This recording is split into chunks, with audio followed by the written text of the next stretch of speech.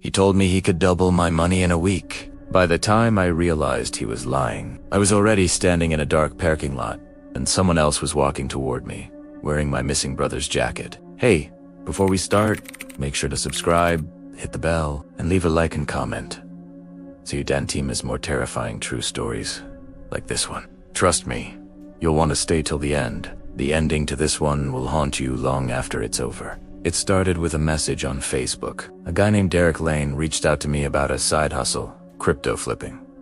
He said he was helping people make quick money, investing small amounts into digital currency. His profile looked legit.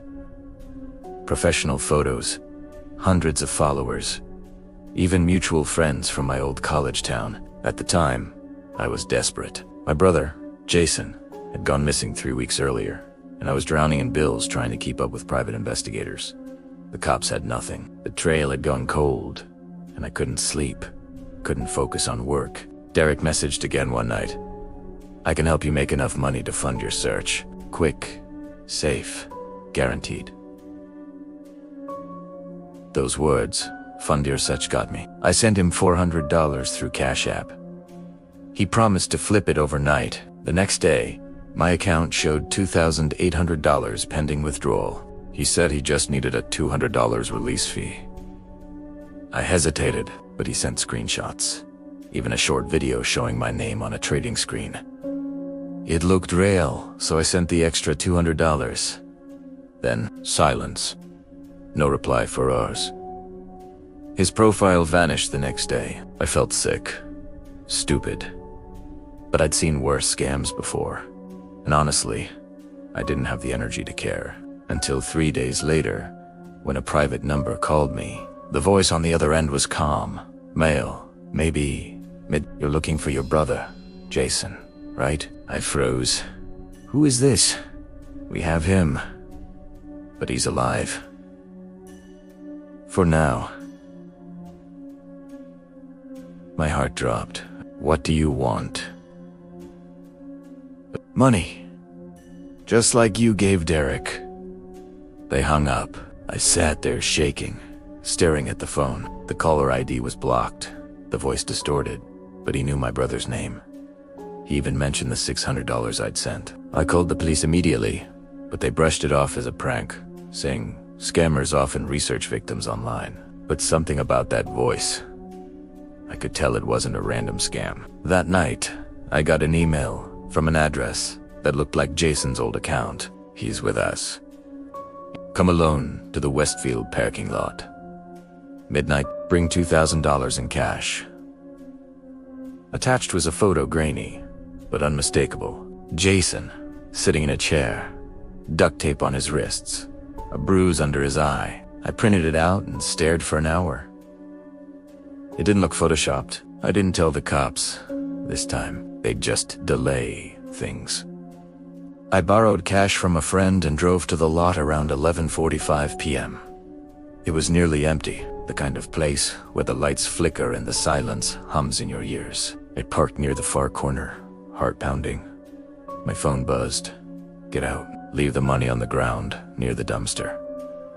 I did. The air felt heavy, like before a storm. My fingers trembled as I set the envelope down. Then, movement. A tall man in a dark hoodie stepped from behind the dumpsters. He didn't speak, just pointed a flashlight at my car, signaling me to back up. But that's when I saw it. The jacket he was wearing. That old red flannel with the torn pocket. It was Jason S. I yelled, "Where's my brother?" and took a step forward. The man froze, then slowly pulled down his hood. It wasn't Jason. It was Derek. I recognized the face instantly from the photos he'd sent. But in person, he looked different. Hollow eyes, pale skin, like someone who hadn't slept in weeks. He smirked and said quietly, "You shouldn't have come alone."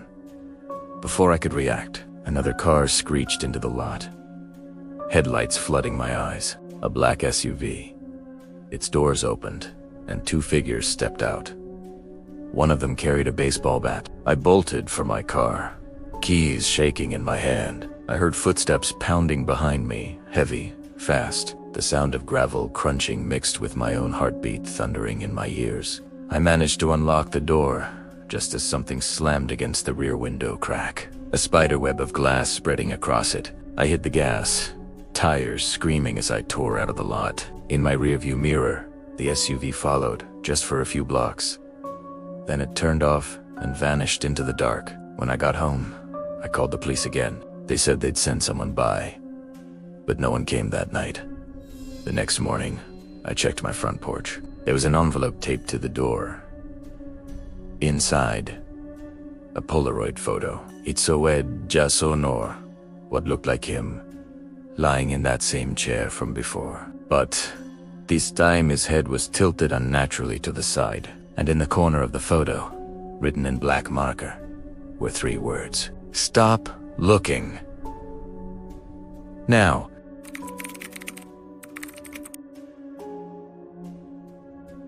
she just wanted to rent a cheap apartment for her and her daughter. But when she met the man from the listing, she realized too late that some scammers don't just take your money, they take your life. It happened to a woman named Rachel Moore.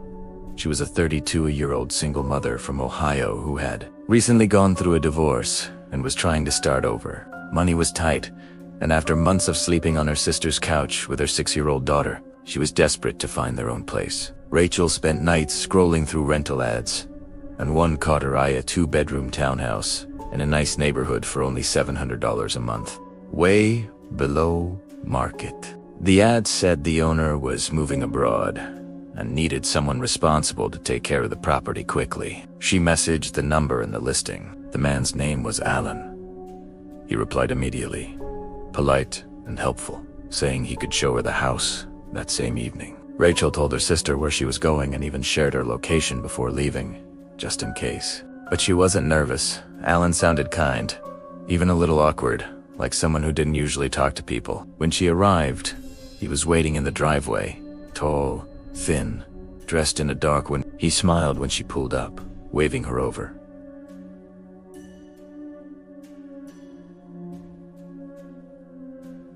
Something about that smile seemed rehearsed. He unlocked the door and showed her around.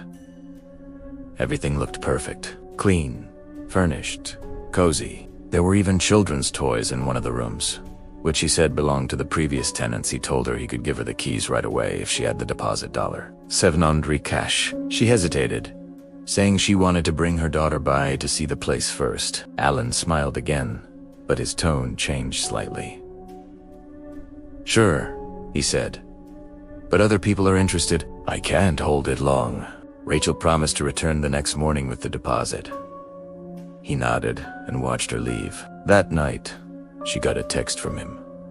"If you want the house, come now. Someone else is offering full price. I can't wait till morning." It was 11:47 p.m. Her sister was already asleep, and her daughter was curled up beside her on the couch. Rachel didn't want to lose the deal, so she quietly got dressed, grabbed the envelope of cash she'd been saving for months, and drove to the address. The neighborhood was silent. The house lights were off, except for one faint glow from inside, like a candle flickering behind a curtain. She texted Alan. "I'm here," he replied almost instantly. "Come around back. The front lock is jammed." She hesitated, then followed the narrow path along the side of the house. The air felt cold, heavier than before. Behind the house, she saw the back door slightly open. Inside, it was dark, except for that same dim light from the living room. She stepped in and called out, "Alan." No response. She took another step. Her shoes creaked against the wooden floor. The smell hit her next. Not rot, but something chemical, like cleaning solution mixed with copper. "Alan," she called again. Then a sound, soft, rhythmic, breathing, coming from the stairs. Rachel froze. The breathing grew louder, heavier, closer. A shape moved in the darkness, tall, hunched, dragging one foot slightly. She turned to run, but the door slammed shut behind her. Her phone light flickered on just long enough to reveal what was on the walls: framed photos, but not of families, of women. Dozens of them. Different faces, but each picture had one thing in common. Every woman looked terrified. She screamed, pounding on the back door, but it wouldn't budge. The sound of slow footsteps descended the stairs. "Alan?" she cried again, but the voice that answered was different. Low, raspy. "Alan's not here." Rachel ran to the front, tripping over something on the floor. When she looked down, she saw a purse, and beside it, a phone, both coated in dried, dark stains. The footsteps were only a few feet away now. She yanked at the front door handle. Stuck. She hit it again and again until it suddenly gave way, and she stumbled out into the cold night. She sprinted to her car, shaking, sobbing. Her keys slipped from her hands twice before she got inside. As she turned the ignition, she glanced back toward the house and saw him in the window. A pale face, thin smile, holding something small in his hand.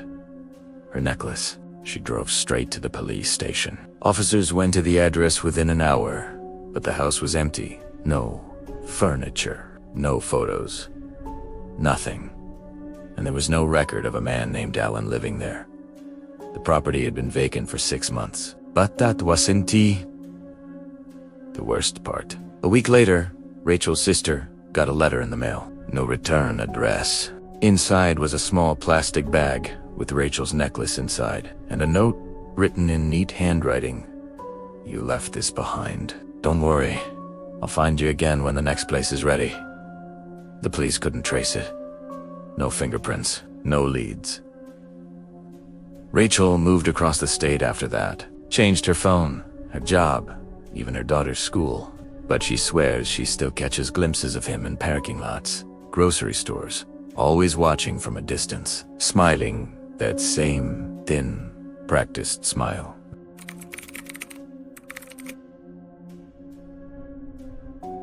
He thought he was meeting a buyer from Facebook Marketplace. Instead, he opened the door to a nightmare that would follow him home long after the scam was over. The last story is about a man named Ethan Cole. He lived alone in a quiet suburb outside Denver. Working from home as a graphic designer, like a lot of people, he sometimes sold old stuff online for extra cash: phones, monitors, even furniture. In early spring, he listed his old gaming laptop for $900.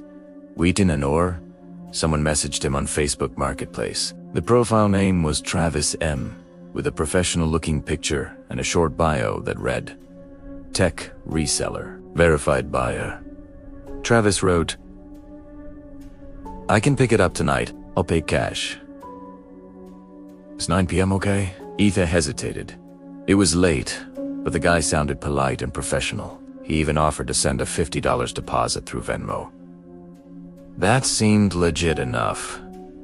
Ethan agreed. At 8:55 p.m., a gray sedan pulled into his driveway. Two men got out, both wearing hoodies. That immediately put Ethan on edge. He opened the door halfway and asked, "Which one of you is Travis?" The taller one stepped forward and smiled. "That's me. Mind if I check the laptop first?" Ethan nodded and handed it over. Travis examined it carefully, asking normal questions about specs, battery life, graphics card. Then he looked up and said, "You said $900, right? Can I give you $1,000 even? You seem like an honest guy." Ethan laughed awkwardly. "Sure, I'm not gonna argue with that."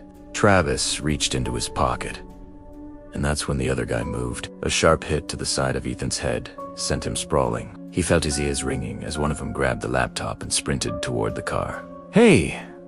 Ethan shouted, staggering up. He ran after them, grabbing the back of the car door just as it slammed shut. The tires screeched, dragging him a few feet before he lost his grip and fell to the pavement. He called the police immediately, but by the time they arrived, the car was long gone. He filed a report, but the officer warned him not to expect much. "These scams happen all the time," the cop said. "They'll sell it on Craigslist by morning." Ethan tried to shake it off, but something about the whole encounter kept replaying in his head the way Travis looked at him before hitting him.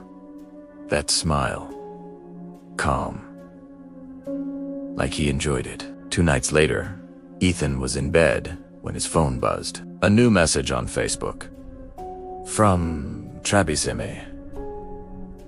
Still think you can catch me. Attached was a photo taken from outside Ethan's house through his bedroom window. He froze.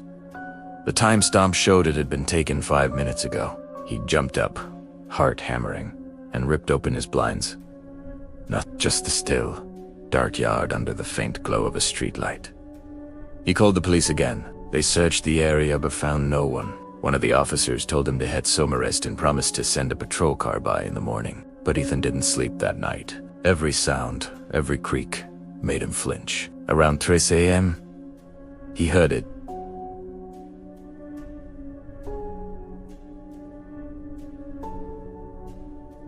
The unmistakable sound of gravel crunching under tires, a car stopping outside.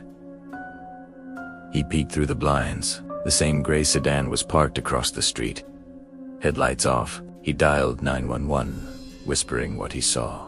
But before the operator could respond, the car's headlights flicked on and the driver, Isidoro Bennett, a figure stepped out, dressed all in black, walking toward Ethan's house. He dropped the phone and ran to the back door, locking it, turning off every light. The footsteps came closer. A shadow passed across the living room window. Then, a slow, deliberate knock, 3 times. He held his breath. Another knock. Then silence. A minute later, the sound of a car door closing. Then, the engine starting. When police arrived, there were tire tracks in the gravel, and something taped to his front door.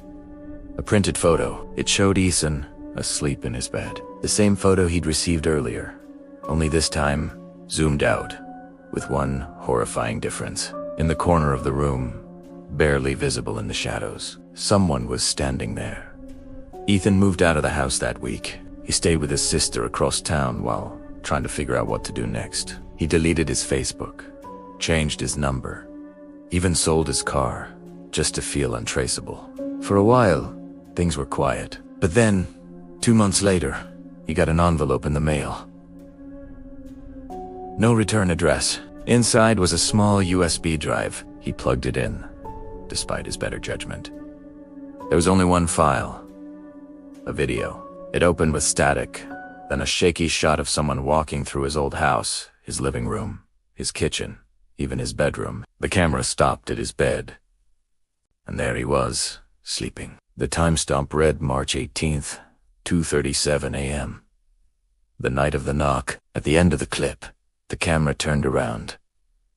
The man holding it wore a black hoodie, the same pale grin. Then he whispered, right into the microphone, "You shouldn't have tried to find me."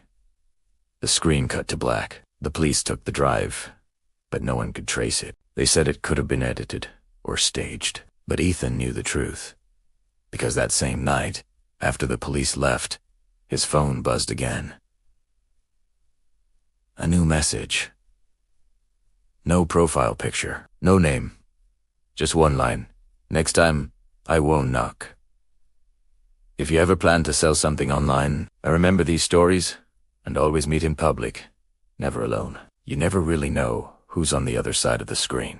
If you made it to the end, leave a comment, hit the like button, and make sure you resubscribed, because the next story might just make you rethink who you trust online.